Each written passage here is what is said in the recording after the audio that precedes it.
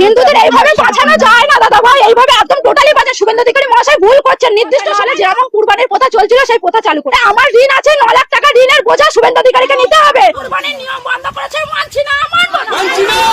রাজ্য সরকার কুরবানির নিয়ম বন্ধ করেছে, মানছি না, মানবো না।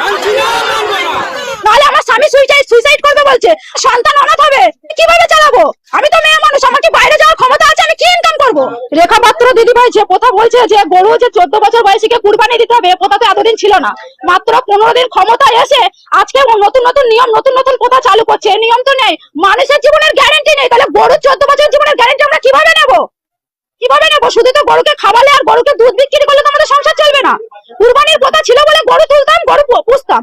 এখন যদি এই নিয়ম চালু হয়, তাহলে মোদি আমাদের খাটালে গরু তুলে দিক, তারপরে আমরা সেই গরুকে মুদি খাওয়ানোর পয়সা দেবে, আমাদের দেখাশোনা করার পয়সা দেবে, তাহলে গোমাতাকে সেই 14 বছর বয়স পর্যন্ত আমরা রেখে দিতে পারবো। তার আগে গোমাতা এতদিন এই প্রথা চালু ছিল না, আমরা এই প্রথা রাখতে পারবো না। আমাদের কুরবানির প্রথা চালু করুক, নাহলে আমাদের স্বামীরা সন্তানরা সব অনাথ হয়ে যাবে, সুইসাইড করবে বলছে।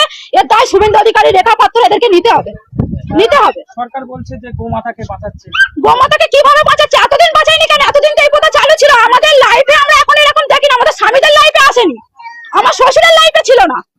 তাহলে এখন এই প্রথা কিভাবে চালু করেছে সরকার? আমাদের নির্দিষ্ট সময় দেওয়া হোক, মানবো। সরকারে এসছে, আইন মেনে নেবো, কিন্তু নির্দিষ্ট সময় না দিলে আমরা মানতে পারবো না। হাতে মাত্র 10 দিন সময় আছে, আমরা কিভাবে মানবো? এই লোন নিয়ে গরু পুজো কত টাকা লোন নিয়েছেন? আমি প্রায়, আমার লোন আছে, বন্ধন থেকে নিয়েছি 2 লাখ টাকা, স্বর্ণ জয়ন্তী গ্রুপ থেকে নিয়েছি 3 লাখ টাকা। এছাড়া আদেশ আরো মারা নিয়ে রেখেছে আমার থেকে আরো বেশি। তাহলে আমি এই লোন গুলো কিভাবে চালাবো? আরো প্লাস পার্সোনাল পরের কাছ থেকে টাকা নেওয়া আছে সুদে। আমার খাটালে মাত্র 6টা গরু আছে, 6টা গরু আছে, সেই গরুর উপরে নির্ভর আমার 9 লাখ টাকা দেনা আছে। আমার স্বামী তো বলছে সুইসাইড করবে, আমার বাচ্চা তো অনাথ হয়ে যাবে। আমি বলছি যে আমি কি করতে পারি? আমার মায়েরা, আমার লোনের অফিসার ফোন করে বলছে যে টাকা আমাকে দিতেই হবে, লোনের ডেট চলে আসছে বলে। বলছে ডেট যদি পিছিয়ে যায় তাহলে কিন্তু তোমাদের সিভিল খারাপ হবে, লোন নিতে পারবে না কোথাও।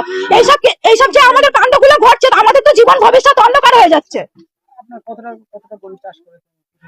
আমার 6টা গরু আছে, 2টো ছোট ছোট বাছুর আছে, 8টা গরু আছে। কি চাইছেন আপনারা? আমরা এই কুরবানির প্রথা চালু হোক, কেনা বেচা যেমন চলছিল সেইগুলো নিয়মগুলো বাদ দিয়ে কেনা বেচাটা চালু করে দিক। আমাদের গরুগুলো বেচা কেনা না হলে আমরা সুইসাইড করা ছাড়া আমাদের বাধ্যতা। হিন্দুদের বাঁচাচ্ছি, হিন্দুদের এইভাবে বাঁচানো যায় না দাদা ভাই, এইভাবে একদম টোটালি বাঁচা। শুভেন্দু অধিকারী মহাশয় ভুল করছেন। নির্দিষ্ট সময় দেওয়া হোক মানুষকে, নির্দিষ্ট সময়। 15 দিন ক্ষমতায় এসে এখন এগুলো হয় না, এগুলো আমরা মানতে পারছি না। তাহলে আমাদের স্বামী, আমার সন্তানের, আমাদের সংসারের দায়িত্ব নিয়ে যায় লোনের, তারপরে আমার সংসারের যাবতীয় দেনাপত্র দায়িত্ব নিয়ে নিক শুভেন্দু অধিকারী মহাশয়। নাহলে যেমন কুরবানির প্রথা চলছিল সেই প্রথা চালু করে দিক। নাহলে আমার ঋণ আছে 9 লাখ টাকা, ঋণের বোঝা শুভেন্দু অধিকারীকে নিতে হবে।